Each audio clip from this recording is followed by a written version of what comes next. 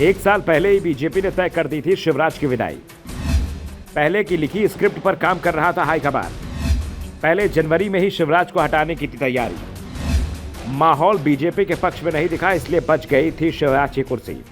MP विधानसभा चुनाव में BJP ने बड़ी जीत हासिल की, लेकिन यह जीत भी शिवराज का सीएम पद नहीं बचा पाई। पार्टी ने उनकी विदाई तय कर दी। अब शिवराज सिर्फ विधायक हैं, सीएम पद गया, बंगला भी चला गया। डॉक्टर मोहन यादव प्रदेश के सीएम बन चुके हैं। ऐसे में सवाल उठ रहे हैं कि आखिर शिवराज को कब एहसास हो गया था कि उनसे सीएम पद छीन लिया जाएगा। वैसे दावा किया जा रहा है कि भले ही शिवराज से सीएम का पद दिसंबर में लिया गया है, लेकिन इशारा 1.5 साल पहले ही दे दिया गया था और तभी से शिवराज अपनी कुर्सी को बचाने में जुटे हुए थे। दरअसल अप्रैल 2022 में ही शिवराज को हटाने के स्क्रिप्ट पर काम करना शुरू हो गया था। 22 अप्रैल 2022 को केंद्रीय गृह मंत्री अमित शाह भोपाल पहुंचे थे। कार्यक्रम पहले से तय था। इस दौरान उन्होंने नरेंद्र तोमर, बीडी शर्मा, नरोत्तम मिश्रा, कैलाश विजयवर्गीय से अलग अलग चर्चा की। इसके 6 दिन बाद 28 अप्रैल को दिल्ली में एमपी को लेकर बीजेपी कोर ग्रुप की बैठक में शिवराज सरकार के कामों का रिव्यू होता है। इस बैठक में प्रदेश के बड़े नेताओं के अलावा पहली बार संघ के पदाधिकारी भी शामिल हुए, यानी शिवराज को लेकर सुगबुगाहट शुरू हो चुकी थी। 3 महीने बाद 17 जुलाई को नगरीय निकाय चुनाव के नतीजे आते हैं।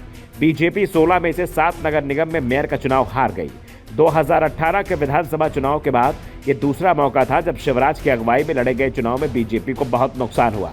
इसके ठीक 1 महीने बाद 17 अगस्त 2022 की दोपहर नई दिल्ली से भाजपा की एक प्रेस रिलीज आती है। ये संसदीय बोर्ड के पुनर्गठन के बारे में होती है। सदस्यों में 2 लोगों के नाम नहीं होते, शिवराज सिंह चौहान और केंद्रीय मंत्री नितिन गडकरी। इसे शिवराज को साइडलाइन करने के तौर पर भी देखा जाने लगा।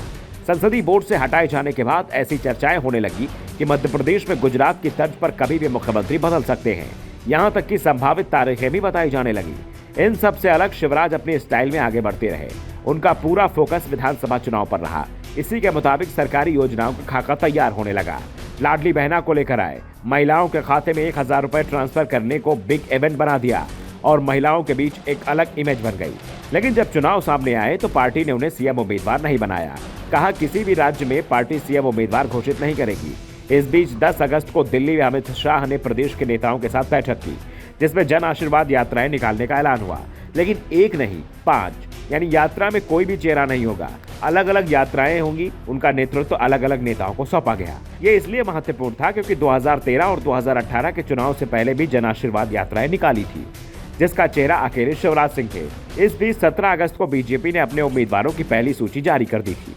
शिवराज का नाम नहीं था। अब मुख्यमंत्री के चेहरे का सवाल तो पीछे चला गया। नया सवाल ये खड़ा हो गया कि अगर बीजेपी जीतती है तो शिवराज मुख्यमंत्री होंगे भी या नहीं। 25 सितंबर को बीजेपी प्रत्याशियों की दूसरी सूची के बाद इस सवाल में और गंभीरता आ गई। दरअसल पार्टी ने प्रदेश के कद्दावर नेता केंद्रीय मंत्री नरेंद्र सिंह तोमर व प्रहलाद पटेल के अलावा राष्ट्रीय महामंत्री कैलाश विजयवर्गीय को भी मैदान में उतार दिया। लेकिन शिवराज का नाम दूसरी सूची में भी नहीं था। फिर तीसरी सूची जारी हुई, शिवराज का नाम नहीं आया तो अटकलें लगने लगी कि शायद शिवराज इस बार चुनाव न लड़े। मगर चौथी सूची में शिवराज को उनके गृह क्षेत्र बुधनी से टिकट दिया गया। शिवराज पूरे प्रदेश में घूमे, हर जगह लाडली बहना का जिक्र किया।